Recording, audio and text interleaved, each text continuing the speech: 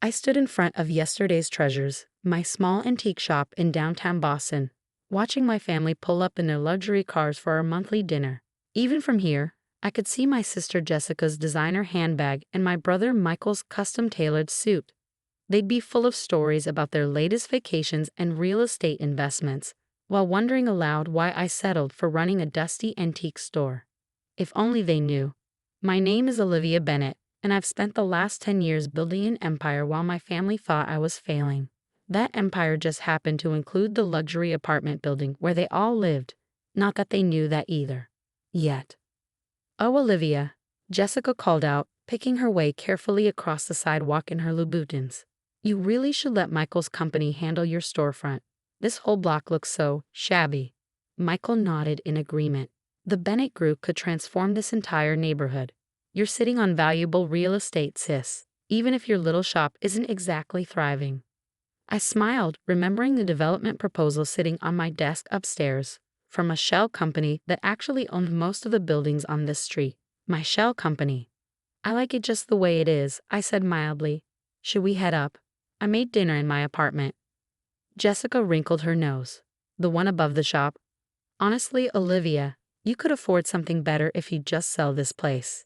Even a small condo in our building would be an upgrade." The Bennett Arms, their prestigious address, was actually one of my first major acquisitions. I bought it through Grove Investments, one of my many carefully anonymous holding companies. The family assumed it was owned by some faceless corporation. They had no idea their struggling sister was their landlord. My small apartment above the shop was just for show. My real home was a penthouse in Back Bay, but maintaining appearances had become second nature over the years. We climbed the narrow stairs to my modest 2-bedroom apartment. Jessica immediately started pointing out everything that needed updating, while Michael checked his stock portfolio on his phone. Our parents would arrive soon, fresh from their country club lunch, ready to renew their campaign to convince me to do something meaningful with my life. "At least let me help you modernize your inventory system," Michael offered, glancing around at the old receipt books and handwritten ledgers on my desk. "Everything's digital now."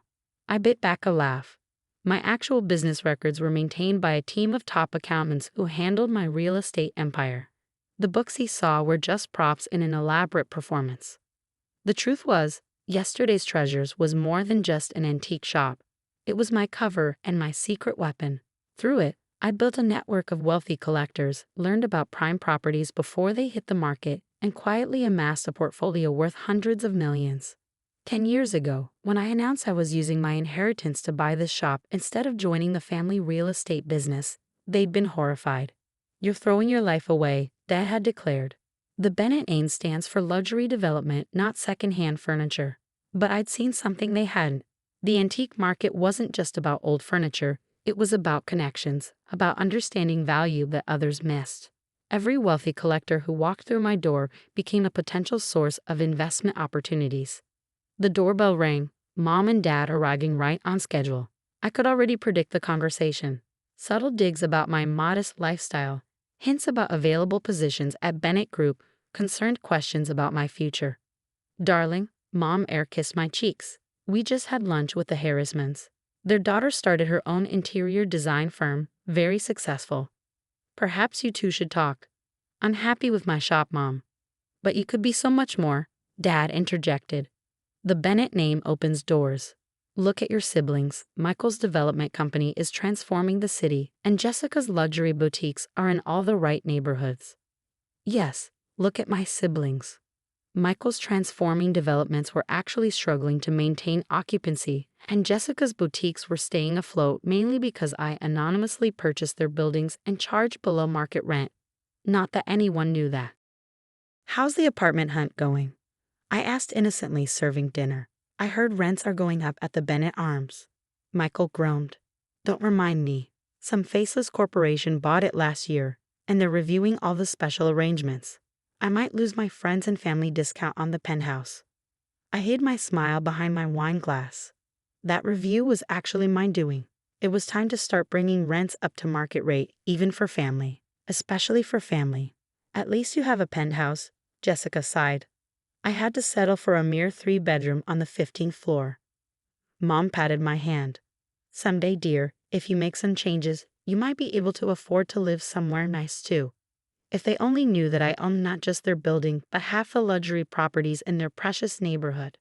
The faceless corporation they complained about was just one piece of my carefully constructed business empire. It had started small. The antique shop really had been just a shop at first. But I'd learned quickly that my wealthy clients weren't just buying furniture. They were looking for investments, for opportunities. They talked freely around me, the seemingly harmless antique dealer, about properties they were selling, deals they were making. I used that information, combined with my inheritance and a talent for spotting undervalued assets, to start buying properties through shell companies. Each success led to larger opportunities. While my family focused on flashy developments and high-end retail, I quietly acquired stable, profitable buildings in prime locations. The conversation turned, as it always did, to family pride. The Bennett name means something in this city, Dad reminded me. Your great-grandfather built this family's reputation in real estate, and here you are, hiding in a dusty shop instead of building on his legacy. I thought about the documents in my office safe, proof that I owned more prime Boston real estate than the Bennett Group ever had. My great-grandfather would have understood. He'd started as a furniture maker before moving into property development. He knew the value of seeing potential where others didn't. Speaking of real estate, Michael said, checking his phone again. My company is bidding on the Marlborough Street project. Prime location, luxury condos. Should be announcing the winner next week. I nodded sympathetically, knowing he'd already lost that bid. One of my companies had secured it yesterday, well under market value. Michael's obvious play for the property had actually driven other developers away, letting me slip in quietly through back channels. To success, Jessica raised her glass. And to family. To family, everyone echoed. They looked at me expectantly. To seeing value where others don't, I offered. They exchanged knowing looks. Poor Olivia, still clinging to her little shop philosophy. But I wasn't talking about antiques. I was talking about the entire game of wealth and power they thought they understood. After dinner, as they prepared to leave, Michael made one last attempt. The offer still stands, sis. Bennett Group could use someone with your eye for unique items, even if it's just consulting. Thanks, but I like being independent. Independent is one thing, Jessica said, but don't you want more? Look at this place. The shabby furniture, the outdated kitchen. Don't you want to live like a real Bennett? I looked around my carefully crafted facade, the deliberately modest apartment above a seemingly struggling antique shop. Everything designed to make them underestimate me, to keep them from looking too closely at what I was really building. I'm exactly where I want to be, I said truthfully. They left in their expensive cars, heading back to their luxury apartments in my building, never suspecting that their failing sister was about to turn their world upside down. Because tomorrow, everything would change. The faceless corporation that owned their precious Bennett arms was about to have a very familiar face. And that was just the beginning. I walked down to my shop after they left, running my hands over the genuinely valuable antiques that decorated the space. Each piece had a story, just like each property in my portfolio had a story. The difference was, I understood the true value of both. My phone buzzed. An alert about another property acquisition. This one right next door to Michael's latest development. Soon, very soon, the family would learn that the real Bennett legacy wasn't about flashy developments or luxury boutiques. It was about seeing the truth behind the facade. Just like in the antique business, the real value isn't always obvious at first glance. And I had become very, very good at spotting hidden value. The next morning, I dressed carefully in a designer suit that cost more than Jessica's entire wardrobe, though she'd never know that. 10 years of playing the struggling shopkeeper had taught me the value of appearances. Today, those appearances would finally change. I had scheduled 3 meetings. The first was with the Bennett Group's board of directors, my brother's company. The second was with the management of the Bennett Arms. The third was with my family. Michael was already in the Bennett Group's boardroom when I arrived, frowning at my presence. Olivia, this is a closed meeting. We're discussing the Marlborough Street project. Yes, I interrupted smoothly. That's why I'm here. Grove Investments would like to discuss terms. The color drained from his face. Grove Investments, but they're the ones who won the bid. I finished, setting my briefcase on the table. I know. One of the board members cleared his throat. I'm sorry, Ms. Bennett, but we're meeting with Grove's CEO today. Mr. Harrison should be here any moment. I smiled, taking the seat at the head of the table. Mr. Harrison doesn't exist. I am Grove Investments, along with Riverside Properties, Summit Development, and about a dozen other companies you've been competing with for the past decade. The silence was absolute. Michael's mouth opened and closed like a fish out of water. That's impossible, he finally managed. You run an antique shop. I run several businesses, I corrected him. The antique shop is just the most visible one. Would you like to see the paperwork? I spent the next hour laying out exactly how much of Boston's prime real estate I controlled. By the end, Michael had loosened his tie and was gulping water like a man in the desert. Why? He asked finally. Why hide all this? Because you and the family never would have let me build it my way. You would have insisted I do things the Bennett way, flashy developments over leveraged properties, style over substance. He flinched, knowing I was right. Now, I continued about the Marlborough Street project. I'm willing to work out a joint venture agreement, but on my terms. The second meeting at the Bennett Arms was even more interesting. Jessica was there, arguing with the building manager about her rent increase. But we've always had special rates, she was saying as I walked in. Daddy arranged it with the old owners. The new owner is restructuring all our arrangements, the manager explained. He saw me and straightened up. Oh, Ms. Bennett, I didn't realize you were coming yourself. Jessica spun around. Olivia? What are you doing here? Meeting with my management team, I said calmly. We need to discuss the building's new direction. Your what? The manager looked confused. Ms. Bennett is the owner of the building. Has been for about a year now. Jessica grabbed the desk for support. That's not possible.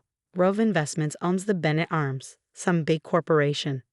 I am Grove Investments, I said for the second time that day, among other things.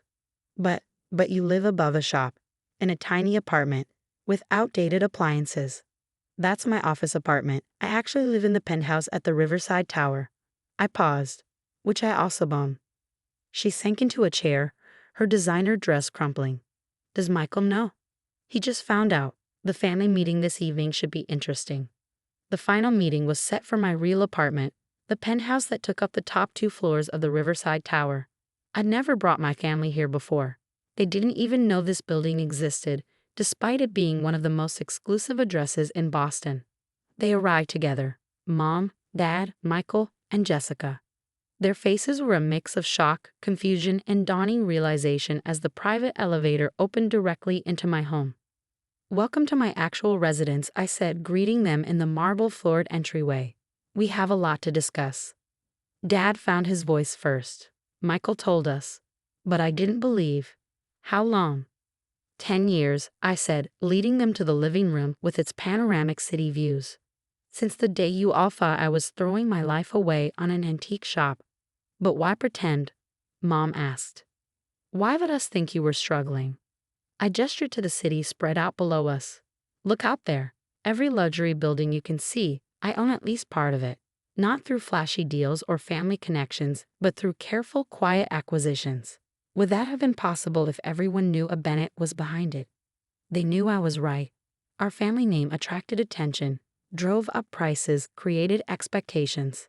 The antique shop was your cover, Jessica realized. All those wealthy clients were also property owners, developers, investors. Amazing what people will discuss around someone they think is just a simple shopkeeper. Michael was staring at a scale model of the city on my desk, with certain buildings highlighted. This is your portfolio. It's bigger than Bennett Group's. 4 times bigger, I confirmed. More stable too. No overleveraged properties, no risky developments. Just solid, profitable buildings in prime locations. And now? Dad asked quietly. Why reveal everything now? I sat down, gesturing for them to do the same. Because it's time for phase 2. I'm consolidating my holdings under a new company. One that will transform Boston's real estate market. But to do it right, I need to work with family, not against them. What are you proposing? Michael leaned forward. A merger. Bennett Group's local reputation and connections, combined with my portfolio and capital. But I held up a hand as Dad started to speak. On my terms. No more flashy projects that barely break even. No more trading on the family name instead of doing proper research. You want to take over the family business, Jessica said. I want to save it, I corrected her. Michael, your company is overleveraged. Jessica, your boutiques are only surviving because I've been subsidizing your rent. Mom, Dad, that country club membership you're so proud of? I bought the club last year. They sat in stunned silence, looking around my penthouse with new eyes. Everything they thought they knew about me, about success, about the family legacy, was being rewritten. The antique business taught me something valuable, I continued.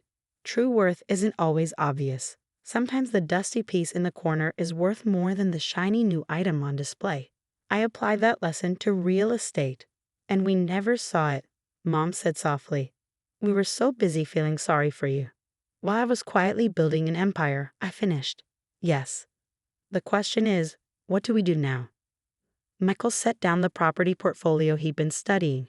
We accept your offer. All of us, right? One by one, they nodded. Even Dad, who had always insisted he knew best about business, could see the wisdom of my approach. Good, I smiled. Now, about your rent increases. Jessica actually laughed. Our little sister owns our homes. When did you get so devious? I'm not devious, I corrected her. I'm strategic. There's a difference. Later that night, after they left, I stood at my window looking out at my city. The lights of the buildings I owned twinkled back at me. The Bennett Arms, the Riverside properties, all of them representing a decade of careful planning. My phone buzzed with messages from my family. Apologies, congratulations, requests for meetings to discuss the future. I answered each one professionally, but I couldn't help smiling. The game of hide and seek was finally over. Tomorrow, I would begin transitioning my companies out of the shadows.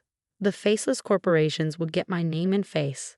The real estate world would learn that the biggest player in Boston had been hiding in plain sight, in a small antique shop downtown. But tonight, I had one more stop to make. I drove to yesterday's treasures, letting myself in quietly. The shop that had been my cover for so long was still one of my favorite places. Among the antiques and artifacts, I'd learned my most valuable lesson. Sometimes the best way to build something extraordinary is to let everyone think you're ordinary. I picked up a small, dusty clock from a back shelf. A genuine 18th century piece worth more than a new BMW. Tomorrow, I would add it to my penthouse collection. Like me, it had been hiding in plain sight, waiting for someone who could see its true value. My family had finally learned to look past appearances. They discovered that success doesn't always wear designer labels or drive luxury cars. Sometimes it runs a small antique shop and quietly builds an empire while nobody's watching. And sometimes the best revenge isn't proving them wrong. It's proving yourself right so completely that they have no choice but to admit they never really saw you at all.